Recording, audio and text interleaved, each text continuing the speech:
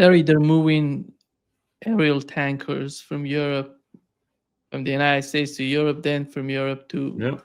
Qatar, and the same sort of move. Just like they did before the last attack. Yeah. What is that? Do you think, are we gonna, how close are we to the war between the two? The United States. You probably know this. Bibi went back to Israel, and after telling Donald Trump that everything was copacetic with the ceasefire deal and the ultimate end of the war in Gaza, he went back in Hebrew and told everybody no such thing. The war is going on. The IDF's going to kill them all. We're going to finish the war. So that duplicitous lying sack of proverbial horse turd is doing it again. Why? Because he knows what's coming. He knows what's coming. He's not going to have to talk to Donald Trump. He's not going to have to apologize. He's not going to have to get out on bended knee. He wouldn't anyway. He kept his coalition together, which he probably wouldn't have done had he come back and said what he said to Trump about agreeing. And he knows he's going to war with Iran. And he knows the United States is going to follow him. That's going to obviate, that's going to cancel everything he said or promised to Trump. So he doesn't care. We are going to war, Nima. We're going to war with Iran again. What would be the benefit of the new war? What is the main objective, in your opinion? Well, first of all, and overriding everything else, is preservation of Bibi Netanyahu's coalition and Bibi Netanyahu, period, his power and his position. That's the first objective. The second objective is to keep the United States from causing him to have to do something he doesn't want to do with respect to Gaza, Syria, Lebanon, and elsewhere, I fear. I'm hearing from contacts in Baghdad, for example, that they're getting ready to go to war as well. I'm hearing that Egypt might be on the warpath also. I'm hearing that remnants of the forces in Lebanon, which mostly are Hezbollah, are ready to go. I'm hearing there are elements elsewhere in the region that might enter the fray with air power. Think Saudi Arabia, think Qatar, for example. So, and I'm also hearing, and this is very disturbing, and I don't know exactly how to take it, but I'm hearing from people who met with Pezeshkian, the president, and met with other Iranians in New York, not only that they have changed the fatwa from one that bans nuclear weapons to one that bans the use of nuclear weapons, which sort of clears the way for them to go ahead and build one if they haven't already. And I'm also hearing that they're not going to just attack Israel. They're going to attack other assets in the region. And that's the way it was put to me. And I asked the question, do you mean Saudi Arabia, Qatar, Kuwait? What? No, I mean U.S. facilities in those countries. So they're going to attack the U.S. outright. Yes. Is that meant to be a deterrent? Is it meant to be a bluff? I don't know. I wouldn't be surprised if they've had it, if they're fed up with this, and if Israel does commence the war again in a serious way, that it's all over for Israel, plus they will do the damage that they can to the United States facilities in the region. And they could do a lot of damage, a hell of a lot of damage. That they could sink an aircraft carrier if it were in range of one of their high velocity missiles or a spread of those missiles is, I would say, 60 to 70% a possibility. And then we're off to the races, Nima. I mean, we're off to a regional war. One wonders what Russia and China will do if this starts in that flagrant, overwhelming way. What will they do? So what's this story of peace plan? What is he trying to get by the peace plan? Is that some sort of cover for what they're doing? The one Bibi allegedly signed up to? Well, I think that's ultimately Tony Blair. That's essentially Tony Blair running some sort of consortium that will make Gaza, into the thing Trump wants to make it into. a huge enterprise that will make money and so forth and so on. And maybe it has a patina of a potential for a dual state eventually in order to satisfy the members of the Abraham's Accord and get them back into it. I don't think it's going to work. And I know it's not going to work with what Bibi went back and said in Hebrew, which was, I didn't mean any of that. We are going to continue this war. We're going to continue it until Hamas is exterminated. The hostages be damned. He didn't say that, but that's essentially what was implied. And I know I'm safe, at least for the interim, because I'm going to war with Iran, and the United States will have no choice but to come in with me. Larry, maybe I'm so much pessimist about what Donald Trump is doing, but it seems to me that Donald Trump has came out by this sort of plan. He has come out, but by this plan because of Netanyahu's position in Israel, because those people who are putting a lot of pressure on Netanyahu and his administration about the hostages. Right. And they're trying to tell those people, so we are trying to do everything. Look at Donald Trump. He put out a peace plan. They're not going to sign for it. No. We have to continue the conflict. You know, they're somehow legitimizing what Netanyahu is doing in. I think Netanyahu wrote the hostages off a long time ago. I really do. I don't think he gives a damn about them. And he doesn't give a damn about them because he feels like they're an impediment to his finishing the job, as it were. Yeah. After all, Larry, if something happened, you mentioned Iran would attack the U.S. bases in the Middle East, but isn't that somehow strange? That do you think that Turkey knows what's going on? Do they really care about what's going on in the Middle East? What is the role of Turkey? Turkey is a NATO member, the staunch anchor of the southern flank of NATO, which is not saying much today because NATO is falling apart. I think Erdogan, given his previous performance and all this debacle that's happening around him, would just sit there and watch. I don't think he's going to. Now, were Israel to start to topple, seriously topple, fall into chaos, Jews going everywhere, I mean, that's what you're going to have. I found out the other day, Nima, that over 1.5 million Jews have already left Israel. 1.5 million. With all the strictures that Netanyahu has put on travel, still 1.5 million have had enough money or enough connection to get out. In that event, if it were completely collapsing and it weren't nuclear, Erdogan might move. But that's the only way that guy will move. Do you, when it comes to the defense treaty between Saudi Arabia and Pakistan, is it gonna? Good question. Good question. Yeah. Ask it. How is that going to play out? Very good question, because I think that's probably signed in blood. And it's probably signed in blood, not necessarily with the civilian leadership, but with the ISI and the Pakistani military. And in particular, with that portion of both that more or less looks over nuclear weapons. And that means that Saudi Arabia has a nuclear weapon at its beck and call whenever it wants to use it.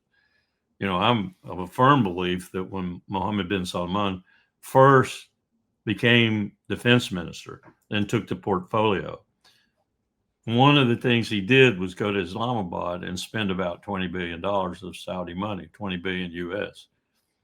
I think that was a contract with Islamabad with regard to, at that time, Iran possibly developing a nuclear weapon.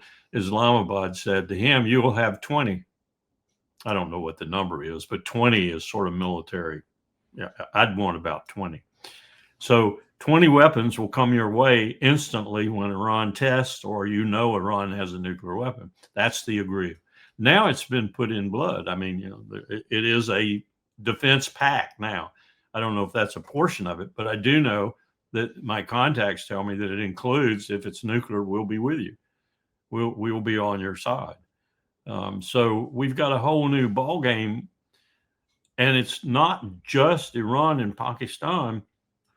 It's also the fact that China is a supporter of Pakistan, but it's also a fact that China is really got vested interest in that southern railroad that comes up through Iran now.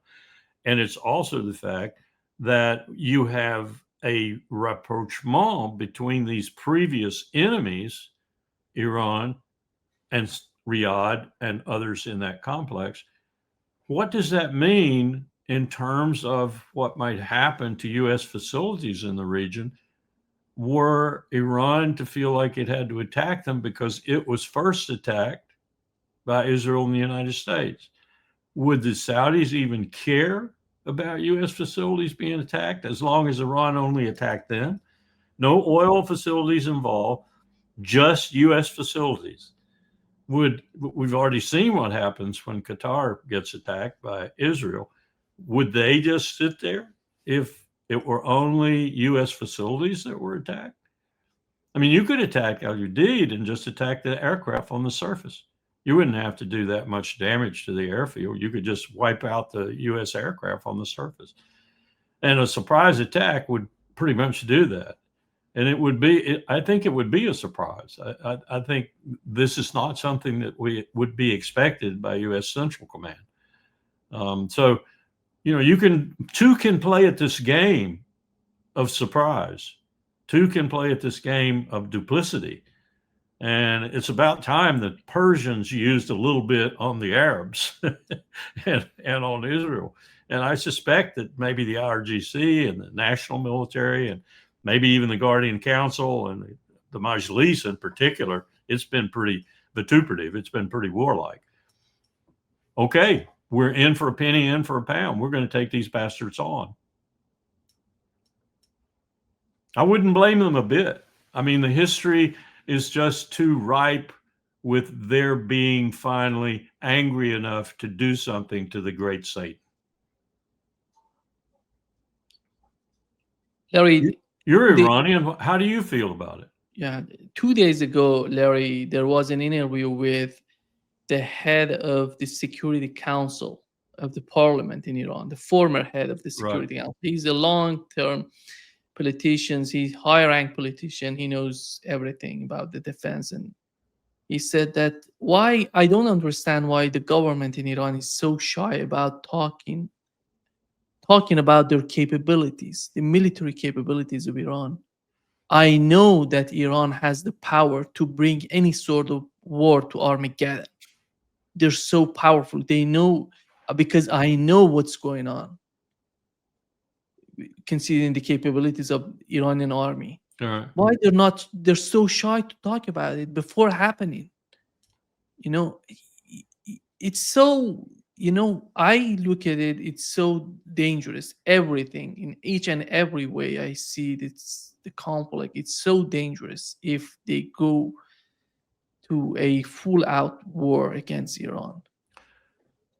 Nima, if I were in charge of the military power of Iran right now, and I'm not Persian, I can't crawl into their heads, but if I were, as a military professional, in charge, I would unleash my entire capability minus what I thought I needed in case the United States did come in a big way, because I don't think they need all that to take care of Israel. And I would devastate Israel. I'd do it in. I'd just completely do it in. And I think it could happen in 48 hours. And then I would just announce, you want to fight, United States? I've got a lot left, but I don't want to fight you. When Israel was burning and falling apart and collapsing, and God forbid that they should use a nuclear weapon in that scenario, but that's a different ballgame altogether. Then I would say to the United States, let's stop. We've gotten rid of the people we wanted to get rid of. You can go in and help them fix themselves, but I don't think you're going to be very fortunate in that regard, because we really destroyed them. If you want to fight further, we will, but we'd prefer not to. That's how I'd do it. I'd wipe Israel out. Just wipe them out. And 48 hours, 96 hours is all it would take, maybe even less than that. And then after that fait accompli is visible to the United States, put it out there. We don't want to fight you. We don't want to fight you, but we will if we have to. Yeah. I wouldn't do it simultaneously. I know it would be more effective and more surprise, tactical and operational surprise, if they hit everything at once. But it would also detract from their ability to just wipe Israel out, because they'd have to devote some of their forces to the other targets. And it wouldn't give them any leverage against the United States. They would have considerable leverage if Israel were a smoking ruin, fait accompli, and they said to the United States, we don't want to have a fight with you. We've taken care of the enemy. The enemy was running rampant. It was killing Palestinians at a rate that was unfathomable. It was performing genocide. We did what the international court should have done. We did what the UN should have done. We did indeed what you should have done for you. Now, we don't want to fight with you over it. So let's stop. I mean, that's what I would do.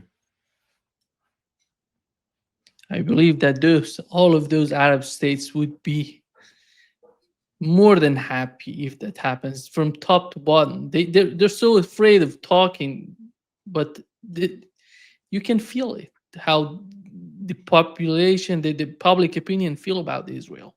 Yeah. It's happening in this country too, especially amongst those under 40. That's what got Charlie Kirk in trouble, because he recognized that from his vantage point, all the things he was doing that built up MAGA, that built up the young people in particular, that put the young people in Israel's camp and so forth. He realized all of that was taking steam out of his major movement, because there were so many young people questioning why this was happening with regard to Israel. And he tried in that long letter, which I read twice this morning, he tried in that long letter to tell Netanyahu in very, very guarded language, but you can see it in there. You can feel it in there, where he's telling him, you're losing these people. Therefore, you are losing the future. Well, that's happening across the board with Democratic youth, and it's happening to a certain extent with MAGA youth and Republican and conservative youth. And that's what Charlie was saying. And I think that's what got him killed. But they're not paying any attention to it. They're just doubling down. They're hiring more companies, building more public affairs campaigns, trying to capture more. Look at Larry Ellison and these jerks who are with him, Horowitz and the others, who are trying to get TikTok, trying to make sure that this slippage doesn't continue, that they get the high ground again for Israel. I think they've lost. And the young people are the ones they're losing, and that's the future. Donald Trump, 2 times he said that the problem, Russia is a paper tiger. Then he came out and said, no, I didn't mean that. And he again, repeating the same sort of rhetoric that Russia is a paper tiger. Do you think that we are getting closer to a nuclear war with this sort of attitude? Because these countries don't know what is in the mind of Donald Trump. I think Trump and the deep state have already decided on nuclear war, because last week we described all the economic reasons why Trump is desperate. He's desperate to maintain the U.S. and NATO control of the world, and it's all backfiring. Just in the last day or two, you've had Korea saying, we're not going to even begin to talk about investing in the United States. We can't afford it. It would mean a destruction of the Korean economy. The Japanese said, all right, we can't talk about that either. In Europe, even they're refusing to go along with it. So I think that Trump in the U.S. is saying, how are we going to lock in our control? Well, so you mentioned Ukraine. I think that the Europe is and Ukraine, now that they're bombing Russian refineries and bombing Russian energy generation, just like Russia had been bombing that of Ukraine. They're going to say, we're going to keep upping the scale, upping the scale, upping the scale, until finally you won't have any choice but to resist. And your guests and commentators all over the internet say that the Russian population and what's called the right wing, meaning the nationalistic wing, are saying we've got to respond, because at some point we're going to have to respond, and we might as well respond earlier instead of later, after they've blown up more of our refineries and more of our energy production. So I think the point is coming very near, that especially now that Estonia has seized the Russian oil tanker, this means essentially a one escalation after another. And I think they've decided on, we're going to keep upping the rate, the destabilization until there's war, especially because the army believes, and Trump believes, that if they can tie up Russia in Ukraine, then Russia will be unable to help Iran defend it against what is a week or two away, Israel's attack and America's attack on Iran, which is going to result in just the conflagration of the Near East. And I made a list that we talked about earlier of all the, what America is trying to do to lock in its position, oil and the dollar. But it occurs to me that Trump and his advisors must know that none of these are going to work. And I think that Trump has his own agenda. And you and I talked about that earlier. His narcissistic drive to make himself famous. And I think he's seen there's one way in which he can be the most famous person in history. He can be the man who blew up civilization. That's more important than Jesus, more important than Moses. All he has to do is start an atomic war. And when the dust settles and evolution starts all over again, the surviving humanity, wherever it is going to write a history and say, how did all this begin? How did the world blow up? And they'll say, somebody named Donald Trump. That's his dream. A narcissist cannot resist the temptation to be the most important, famous person in all of history. According to the financial press, we're on the precipice of a stagflationary period, a mixture of low-level economics, which the unemployment numbers I just mentioned reinforce, and an untamed inflation. The current inflation rate is 3%. If we're in a great struggle with China, let everyone know the official inflation rate in China now is minus 0.4%. They don't have any inflation. They have a deflation. The United States has an inflation of 3%.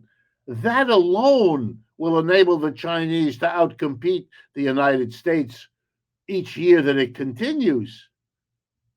Forget tariffs, forget even exchange rates. Before you even look at those, look at the disparity. By the way, this is not new. The Chinese have not, in case you're not familiar with the statistics, it's not recent that they've had no inflation. They've kept inflation under control in a remarkable way.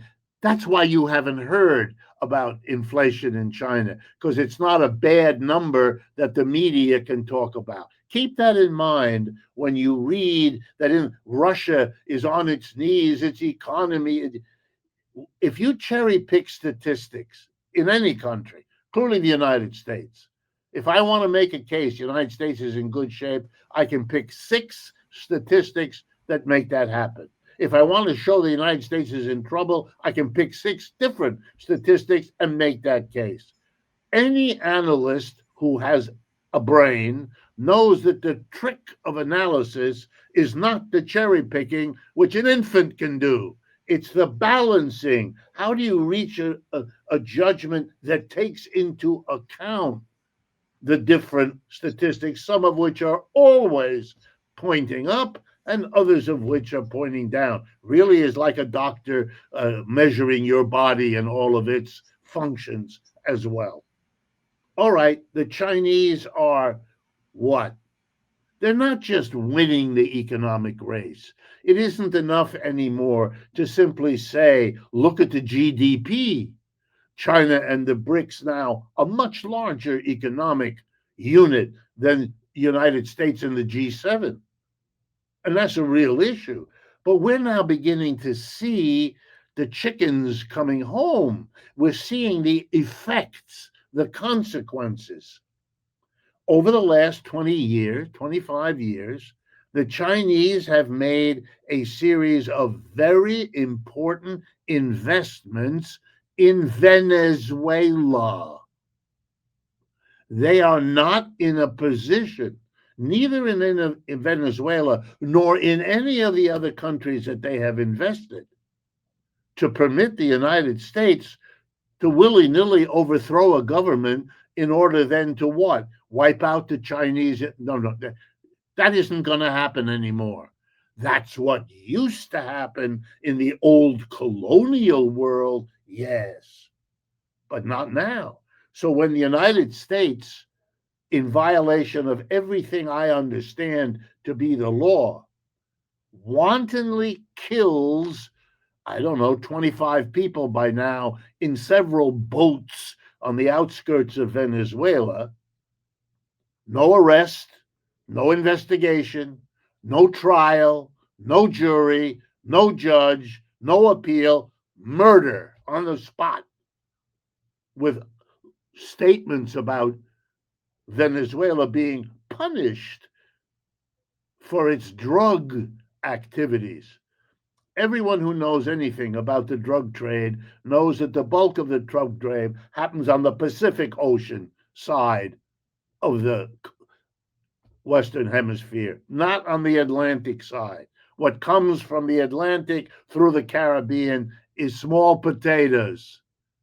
If you're interested in inhibiting drugs, Venezuela isn't your target. And so the Chinese, here we go now, the Chinese Navy is big time in Venezuela. What does that mean? It means exactly what you think it means. You're not going to do there. You can bravado all you want. You can assemble your generals in a sweaty room. Doesn't change. Is the United States, if Michael is right, is it about to work with Israel to attack Iran and Venezuela while the Gaza thing is unresolved and the Ukraine war is being won by Russia? Really? You know what that would be? Overreach. It would be exactly what brought to an end Hitler, Mussolini, and Francisco Franco. And I bet you, despite their clownishness, among Mr. Trump's advisors, there are those who may tell him that as well. And if not, well, we can do it.